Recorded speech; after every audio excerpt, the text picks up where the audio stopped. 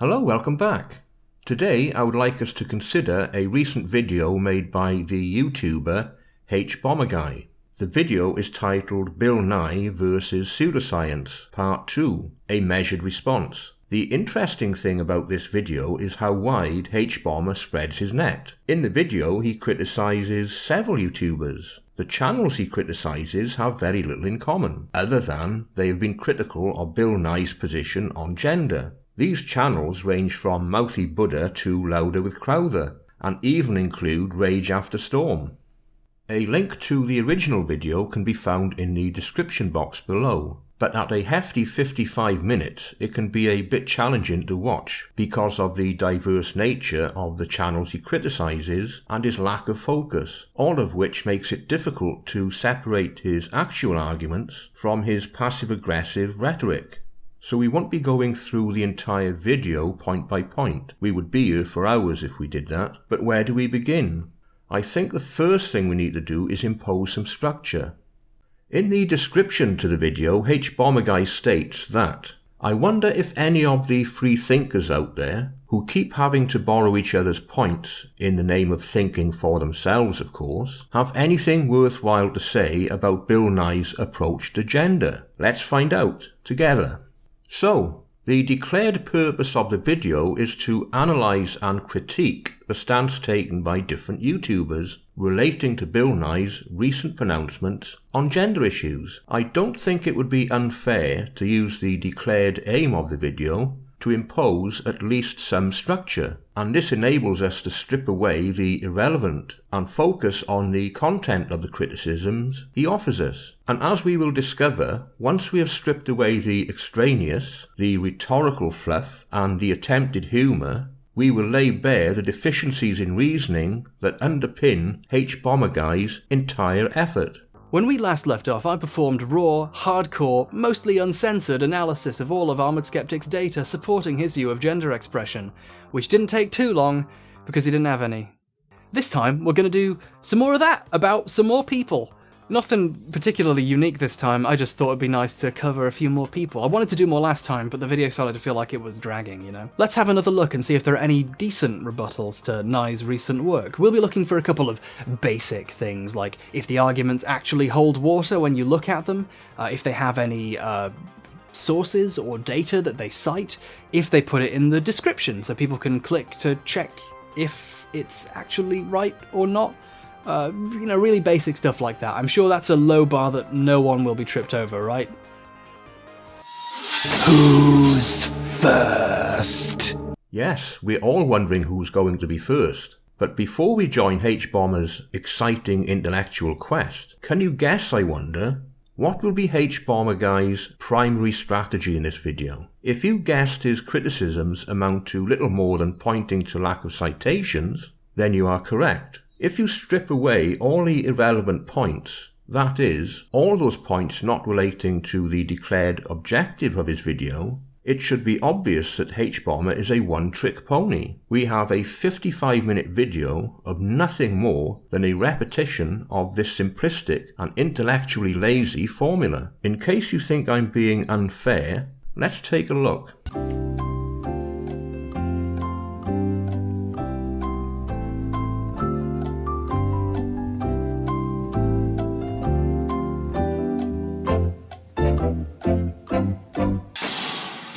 I know that Mouthy Buddha has already made a rebuttal video. I will place the link in the description box below. But let me offer my own summary here. His primary argument against Mouthy Buddha's position rests on lack of citation, either in the video or in the description box. He then introduces Buddha's position on IQ later in the argument, but I suggest that this is irrelevant, as HBomber should be focusing on Mouthy Buddha's position on gender, not IQ. The general impression one receives is that in this section, HBomber Guy was more interested in ridicule than he was in serious argument. Does he cite any sources to back up his claims throughout the video? Why, some black guy gives an exhaustingly comprehensive list of his merch store, Patreon, PayPal, second channel, Twitch, Instagram, AskFM, Snapchat, email, Grindr, Chimney, Splango, etc., etc. Unfortunately, he doesn't cite any sources because he doesn't have any to back up his beliefs, but he feels very strongly that he's right, and that's why you should check out the t-shirts for sale in his merch store. For example, this one about how facts are more important than feelings. And he's right. In making an informed argument, facts are important.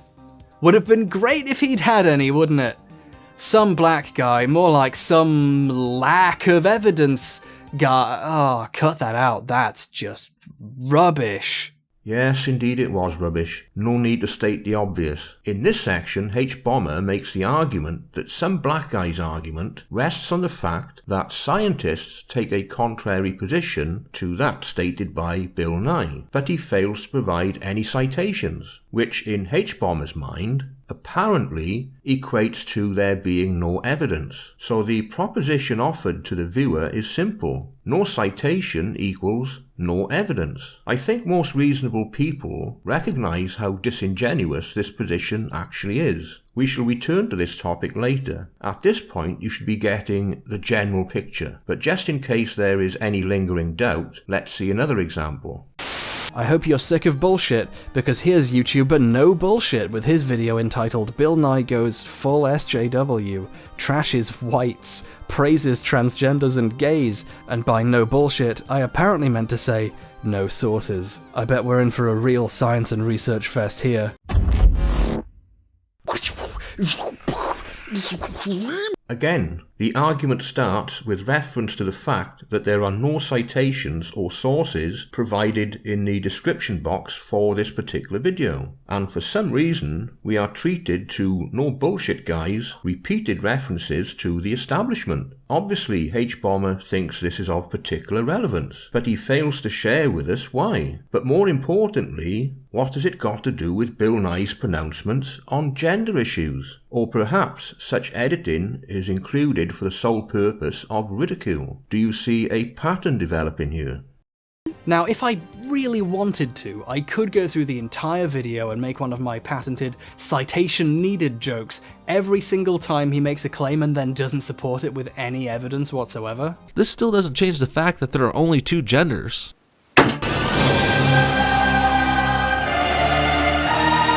The lack of self-awareness is somewhat sad. But moving on, what we have done so far is to take an overview of HBomber's criticisms. And as we have seen, he takes two general approaches. First, his arguments generally rest on lack of citations, and second, he employs ridicule in the hope of discrediting the subject of his criticism. At this point, I think it worth noting that he dedicated the longest section in this part of his video to a YouTuber called Rage After Storm. Now, this YouTuber was a young far-right advocate who presented some contentious and perhaps ill-advised content. But this girl was a young YouTuber, and as such she was naive. She made some fairly basic errors, particularly in her choice of references. From memory, I think she cited the Daily Stormer article in one video. Using such sources are never going to end well, and this young lady left herself wide open to criticism.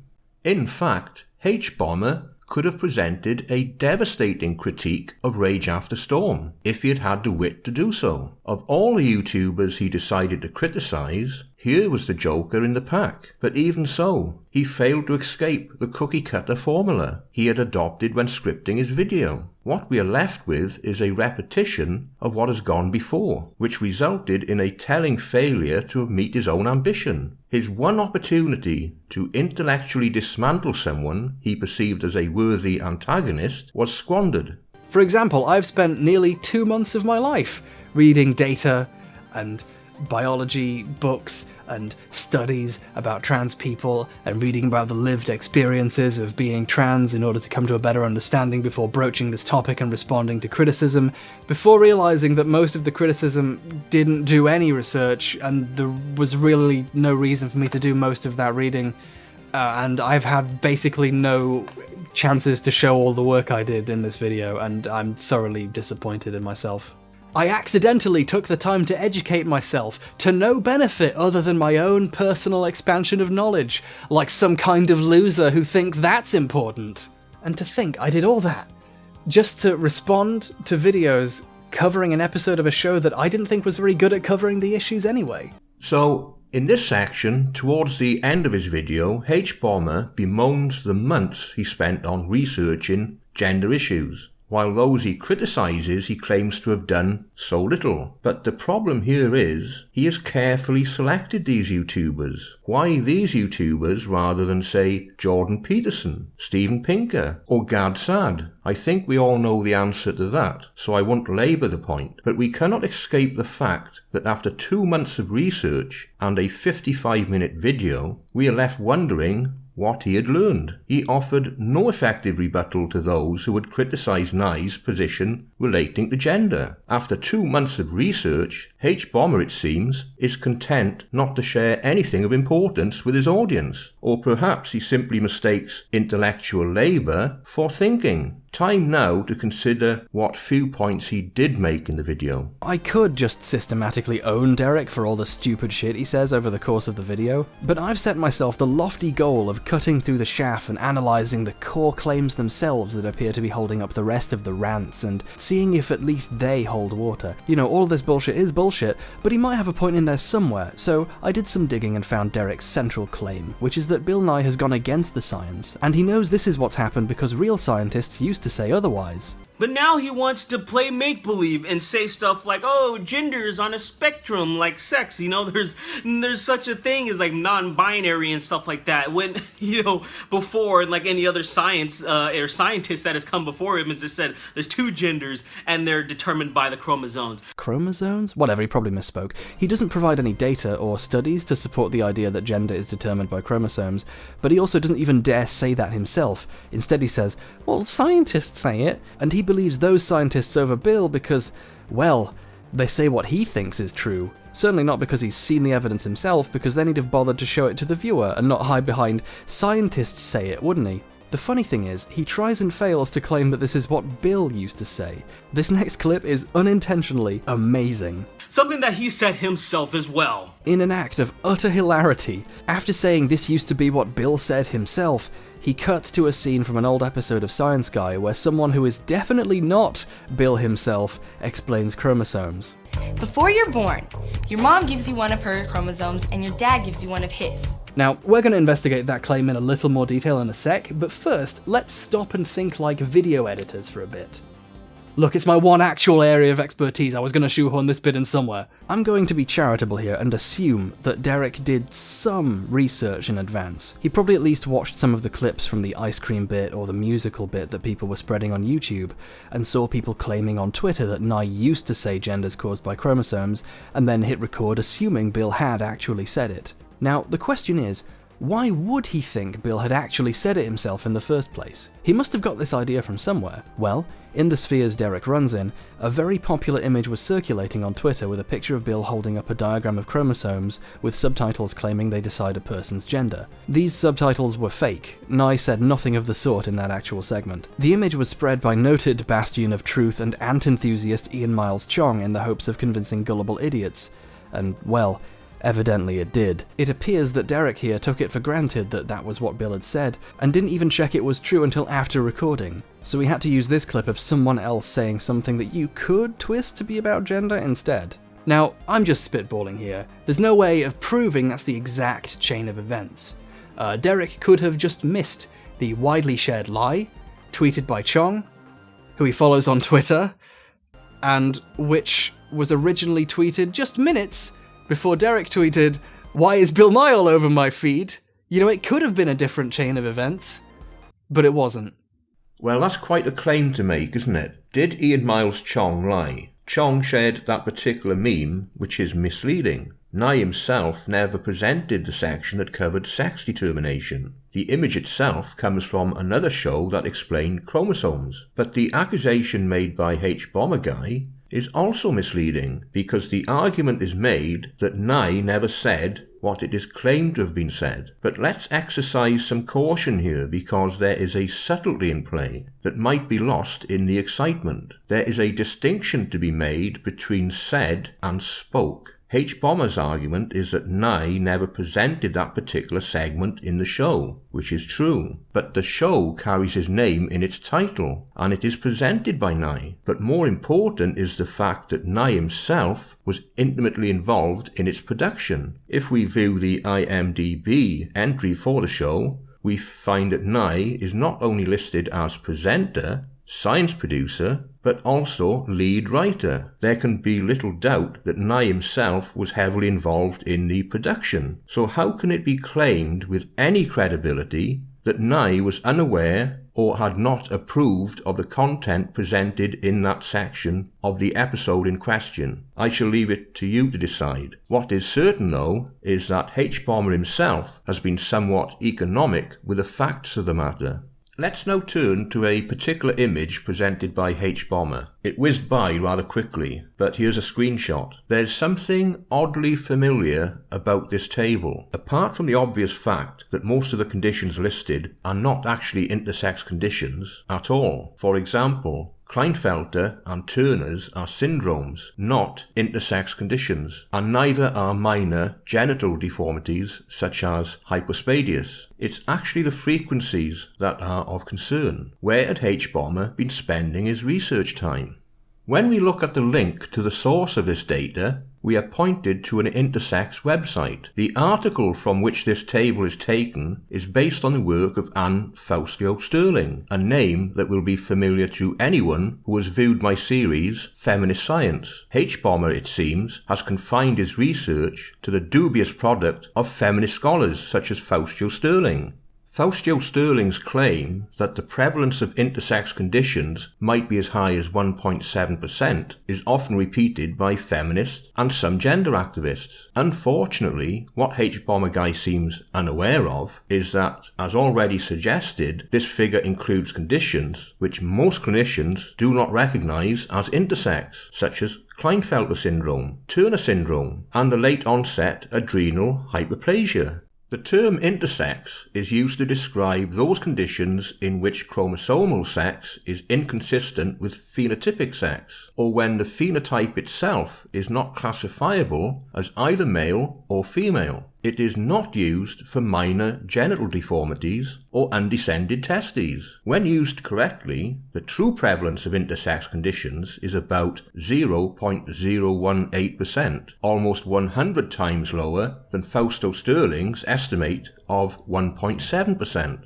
Fausto-Sterling's work is ideologically driven. It is Lysenkoism, and as such it's deeply flawed. Yet this is the standard of scholarship offered to us by HBomber in support of his criticism of other YouTubers. Anyone interested in Fausto-Sterling's work can view the third video in the series Feminist Science, Biology, in which I make several references to her work. So we come to the end of this adventure, but before we end the video, let's take a peek at HBomber Guy's own list of citations, and it does seem a little sparse. There are two links of interest here. The first link is to Bill Nye's original video, and the other labelled How Common is Intersex.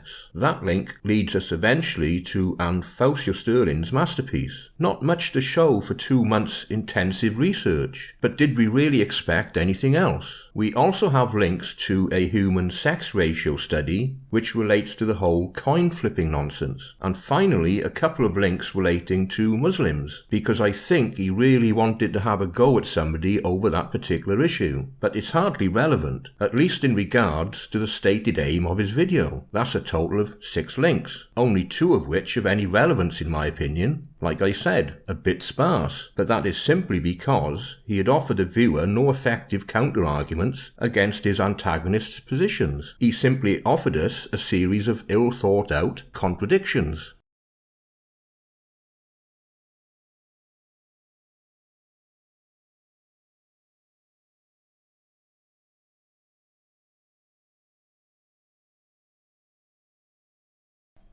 We end our adventure at this point.